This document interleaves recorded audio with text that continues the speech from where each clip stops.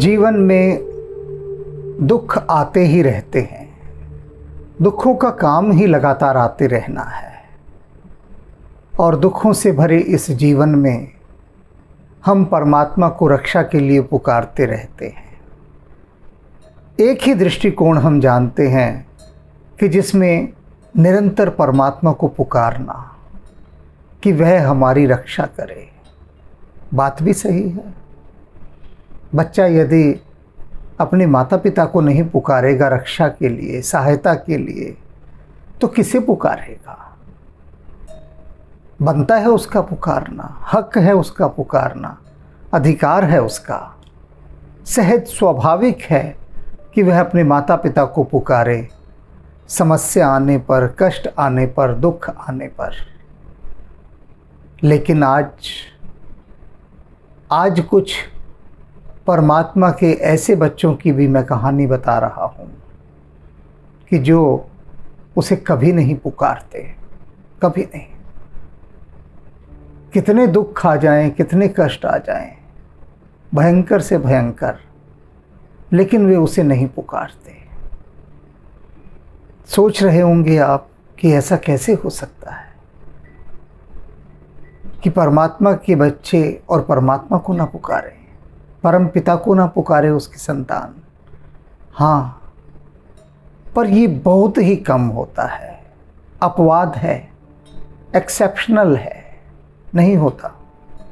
अपवाद की चर्चा हम अक्सर नहीं करते हैं क्योंकि अपवाद नियमों से परे होता है। उसकी बात करके हम जन सामान्य को उदाहरण नहीं दे सकते, प्रेरणा नहीं दे सकते कि देखो उसने ऐसा किया तो तुम क्यों नहीं कर सकते, क्योंकि वह तो अपवाद है और अपवाद को जनमानस स्वीकार नहीं करता है। वह सीधे साफ शब्दों में कह देता है कि हम वैसे नहीं हो सकते। तो अब मैं इस बात को कहानी के माध्यम से बताता हूँ कि कैसे हैं वे भक्त जो परमात्मा को कष्ट आने पर बिल्कुल नहीं पुकारते। प्रभु राम पंपा सरोवर में स्नान करके चलते हैं, लक्ष्मण जी भी साथ हैं।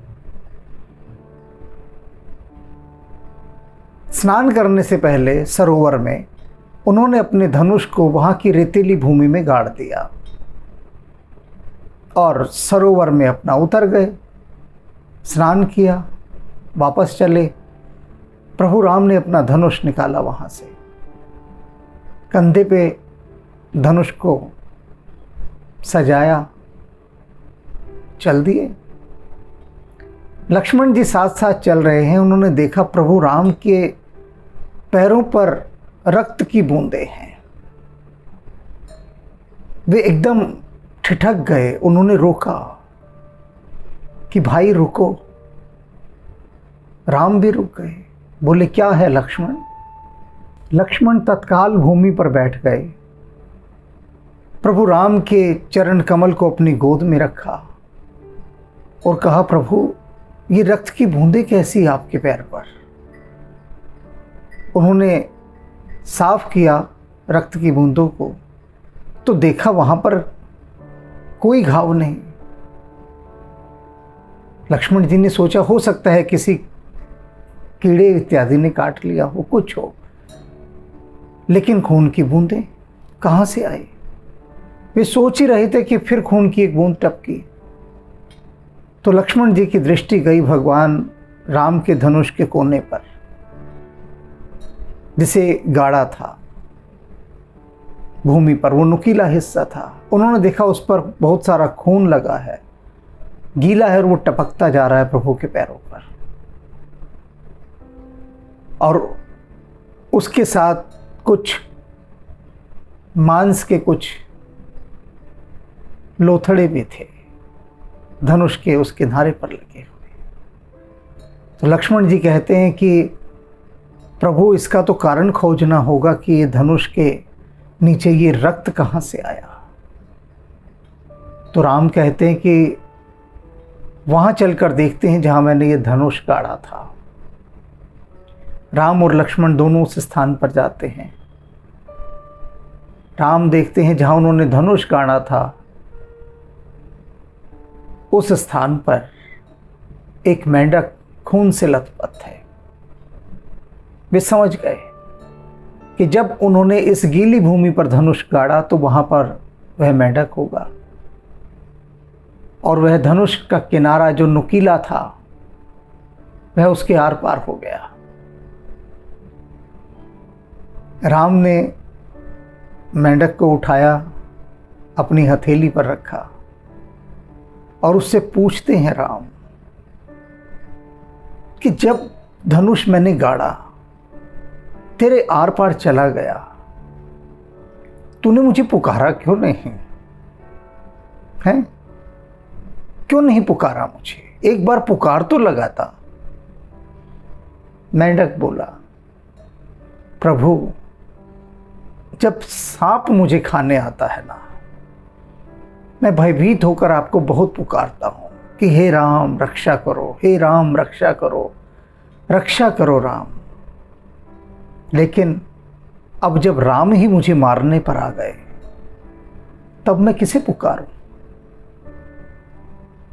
और राम की हथेली पर ही मेंढक ने अपने प्राण त्याग दिए, और उसके बाद उसके प्राण परम धाम में जाकर विश्राम करने लगे। मुक्ति का द्वार उसके लिए खुल गया। ऐसे भक्त जिनके ऊपर असहनीय कष्ट आते हैं, असहनीय दुखों के पहाड़ टूटकर गिर जाते हैं, लेकिन वो यही कहते हैं, नानक चलना हुक्म रजाए, कि तेरी रजा में हम राजी हैं, तू चाहे तो क्या नहीं हो सकता। ये हमारे दुख, ये हमारे कष्ट, ये हमारी तकलीफ़ें, ये समस्याएं, ये मुसीबतें, ये हर पल हमें घेर घेर कर सता रही है, और तेरी बिना सहमति की ये नहीं हो सकता, हो ही नहीं सकता। तू ही चाहता है कि हम सताए जाएं, हम इस तरह से तड़पते रहें, छटपटाते रहें, तू ही चाहता है। तो अब जब तू चाहता है तो फिर तेरी चाहत शिरोधार्य है। हे ईश्वर, तेरी इच्छा पूर्ण हो। फिर उसके भक्त यही कहते हैं, यही कहते हैं। जो मतवाले होते हैं वो गा उठते हैं, जो उनकी तमन्ना है बर्बाद हो जा, तो ऐ दिल मोहब्बत की किस्मत जगा दे, तड़प और तड़प कर अभी जान दे दे, यूं मरते हैं मर जाने वाले बता दे, जो उनकी तमन्ना है बर्बाद हो जा, तो ऐ दिल मोहब्बत की किस्मत बना दे। वे कभी राम से कोई शिकायत नहीं करते, कोई शिकायत, चाहे उनको दीवारों में जिंदा चिनवा दो, चाहे उन्हें सूलियों पर टांग दो, चाहे उन्हें जहर दे दो, चाहे उन्हें पत्थरों से मारो, कुछ भी करो, चाहे जलती आग में झोंक दो, लेकिन वे राम से शिकायत नहीं करेंगे, उफ तक न कहेंगे। वे कहते हैं, क्या हम नहीं जानते कि तू सब जानता है? तुझे हर चीज की खबर है, अंतर्यामी है, क्या तुझसे छिपा है? सब कुछ पता है। सब कुछ पता होते हुए भी यदि तू चाहता है कि हम इन कष्टों को सहें, यदि तू चाहता है कि तेरे नाम पर अमृत कहकर जहर भेजा जाए, तो हम वो जहर भी पिएंगे। मीरा ने पी लिया, पी लिया। सांप भेजा जाए और ये कहा जाए कि शालिग्राम है, तो हम उस सांप को भी हृदय से लगा लेंगे, क्योंकि मेरा प्यारा जो भेज रहा है, जो भी भेज रहा है, उसे हम स्वीकार करेंगे। तो ये जो भक्तों की कोटि है, ये एक अलग ही कोटि है, बिल्कुल अलग। जो राम को अपने किसी दुख के लिए नहीं पुकारते। रामकृष्ण परमहंस असाध्य रोग से पीड़ित, लेकिन अपने रोग की मुक्ति के लिए कभी नहीं कहा काली से।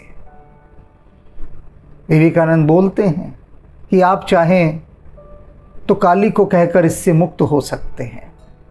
आप चाहें तो आप कहकर देखिए। रामकृष्ण परमहंस ने कहा नहीं, मैं नहीं कहूँगा। लेकिन स्वामी विवेकानंद पीछे पड़े रहे कि नहीं, आप एक बार काली से कहिए। माँ काली तो आपको साक्षात दर्शन देती हैं, इतनी छोटी सी बात आप नहीं कह सकते, कहिए। रामकृष्ण परमहंस सरल शिशुवत बिल्कुल मान गए विवेकानंद की बात, कह दिया काली से कि माँ मुझे इस रोग से मुक्त कर दे।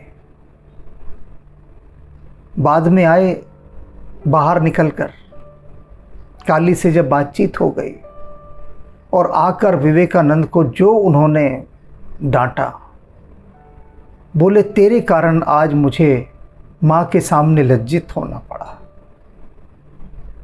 तूने मेरी बेइज्जती करवा दी, मेरा सिर नीचा करवा दिया तूने माँ के आगे। विवेकानंद पूछते हैं हुआ क्या? उन्होंने कहा हुआ क्या? तेरे कहने पर मैंने जगदम्बा से कहा कि माँ मुझे इस रोग से मुक्त कर दे। तो जानते हैं तो माँ ने क्या कहा कि पुत्र इतने जिन मुखों से तू खा रहा है वो सब मुख मेरे ही तो हैं। करवा दिया ना तूने, मेरा सिर झुकवा दिया ना तूने। तो ये जो उच्च कोटि की भक्ति है, ये प्रभु से कभी कभी नहीं कहेगी, भूल कर भी नहीं कहेगी कि हमें इन दुखों से मुक्त कर दो, मुसीबतों से छुटकारा दिला दो।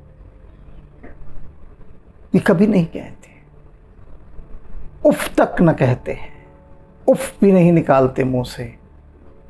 उसके द्वारा दिए गए हर दुख तकलीफ को बस मुस्कुराकर सह लेते हैं, मुस्कुराते हुए, क्योंकि वे कहते हैं कि ये सब मेरे प्यारे की भेजी हुई चीज़ें हैं।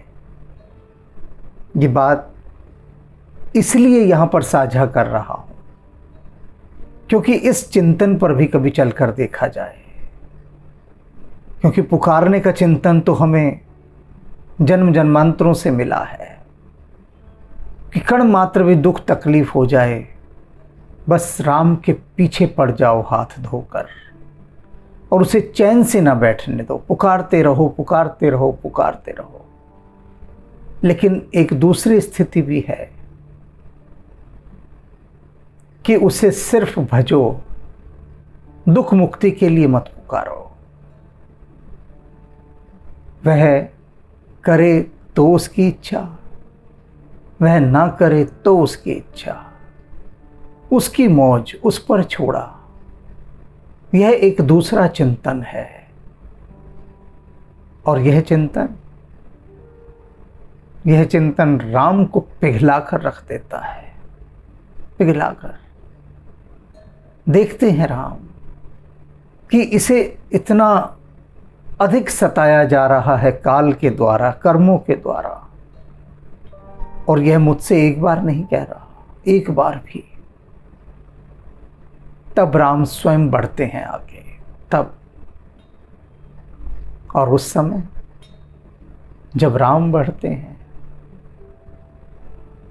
तब के बारे में तो कुछ कहा ही नहीं जा सकता। तो आज से प्रयास करें इस साधना को भी करने का। ये भी एक बहुत गहरी साधना है।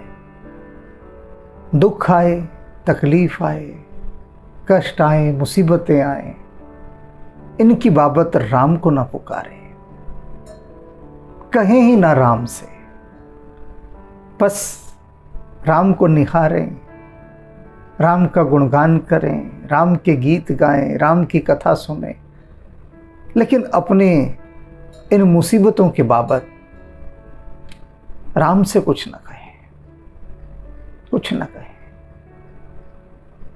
मेरे रोम रोम में बसने वाले राम, जगत के स्वामी, हे अंतर्यामी, मैं तुझसे क्या मांगू, मैं तुझसे क्या मांगू, मैं तुझसे क्या मांगू।